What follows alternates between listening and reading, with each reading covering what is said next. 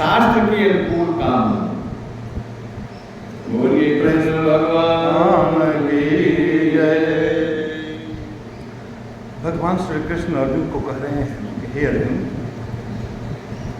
बलवान मनुष्यों में स्वधर्म पालन करने का सात्विक तथा देवी बल को जो काम, तृष्णा,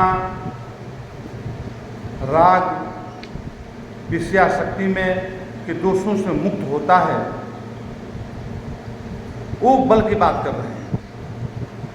एक बल होता है जो संसारिक चीज़ों को प्राप्त करने में, कामनाओं को पूरा करने में जो बल लगाते हैं, बुद्धि लगाते हैं, उस बल की यहाँ बात नहीं हो रही है।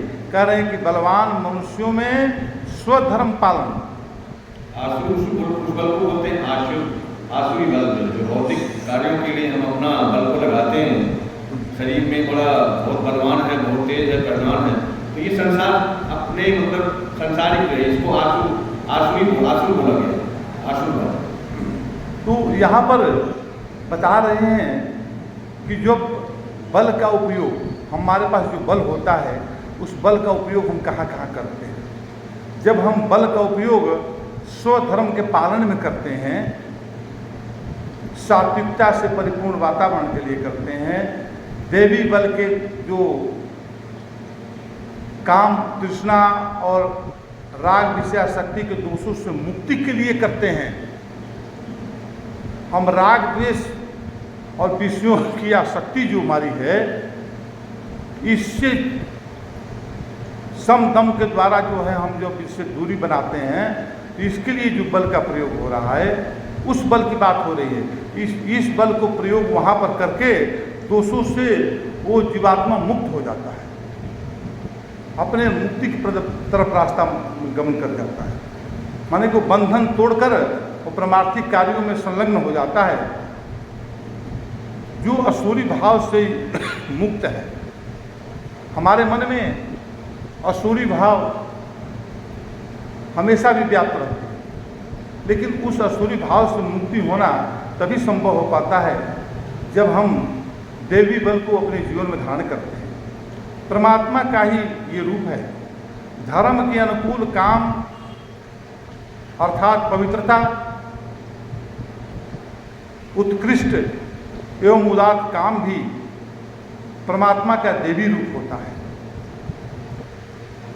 देवी रूप में इस श्रेणी में इसको लिया गया है। भगवत प्राप्ति अथवा निस्वार्थ जन सेवा इत्यादि के लिए धारण किया हुआ सात्विक काम धर्म के अवरुद्ध अर्थात धर्म सम्मत होने के कारण प्रशंसनीय है।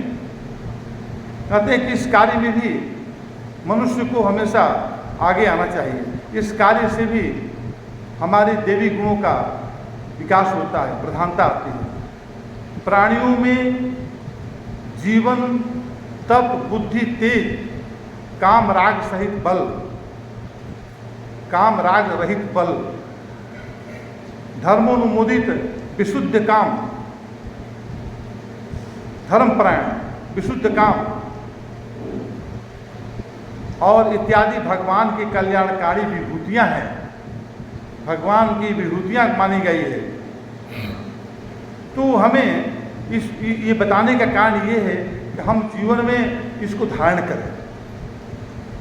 हम अगर जीवन में केवल सुनेंगे, एक सुनना, एक मनन करना, एक उसको अपने हृदय गम कर लेना, उस पर अपने जीवन को ढालना, इस 7वें अध्याय में भगवान ने ये ज्ञान विज्ञान योग माना है।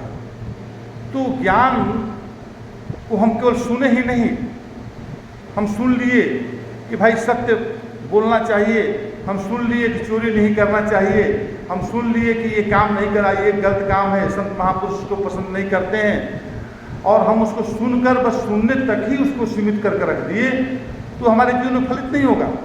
वो ज्ञान जो है हमें कुछ भी फायदा नहीं देगा। लेकिन जब उस ज्ञान को हम अपने जीवन में धारण करते हैं, जीवन में कुछ भी क्षण उसको उसमें बिताते हैं, तो जरूर हमारे जीवन में फलित होता है।